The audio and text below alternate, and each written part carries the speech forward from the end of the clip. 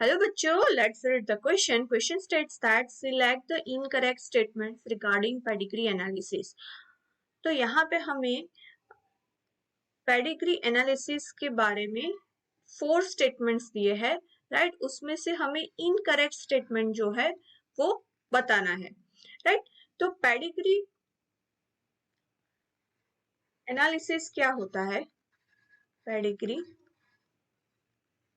Analysis, इसके through हम family का पूरा ट्री जो है वो जान सकते हैं और उसके अंदर कोई भी डिसऑर्डर है और वो कैसे पास हो रहा है, राइट, उसकी डिटेल अगर जाननी है तो पेडिग्री एनालिसिस जो होता है वो हेल्पफुल होता है. यहाँ पे जो फर्स्ट में बोला है कि solid symbols shows on affected individuals, right. तो यहाँ पे किसकी बात हो रही है? अगर फीमेल है और ऐसा है तो उसे सॉलिड बोलेंगे. मेल है, राइट, और ये पूरा भरा हुआ है तो उसे क्या बोलेंगे? सॉलिड बोलेंगे. तो अगर ये सॉलिड है तो वो क्या कहलाते हैं पेडिग्री एनालिसिस में? Affected, right. तो हमारा फर्स्ट जो स्टेटमेंट है वो रॉन्ग हो गया क्योंकि उसमें हमें बोला है कि अनअफेक्टेड है. सेकेंड जो स्टेटमेंट है उसमें है proband is the person from which case history starts, right. यहाँ पे जो स्टेटमेंट है वो करेक्ट है. मेरे पास एक पेडिग्री चार्ट है, राइट. उसके अंदर जो फीमेल है वो अफेक्टेड है.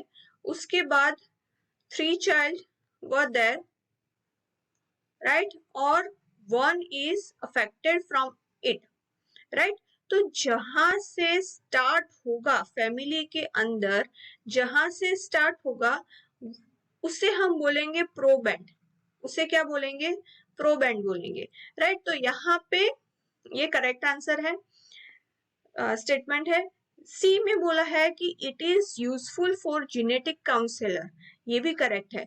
पेडिग्री एनालिसिस होती है वो जेनेटिक काउंसलर के लिए बहुत यूजफुल रहती है क्योंकि जो भी डिसऑर्डर है, जेनेटिक डिसऑर्डर्स है, वो कहाँ से आ रहे हैं, राइट. और बेसिकली जो मैरिज काउंसलर्स जो होते हैं वो ये सब भी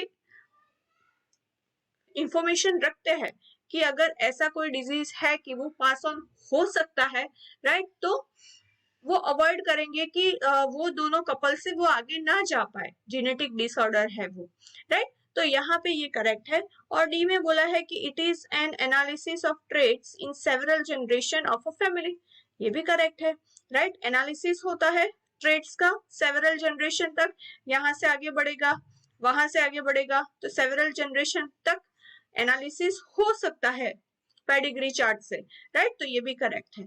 तो हमारा जो इनकरेक्ट वन है वो है A. Hope you understood this. All the best. Thank you.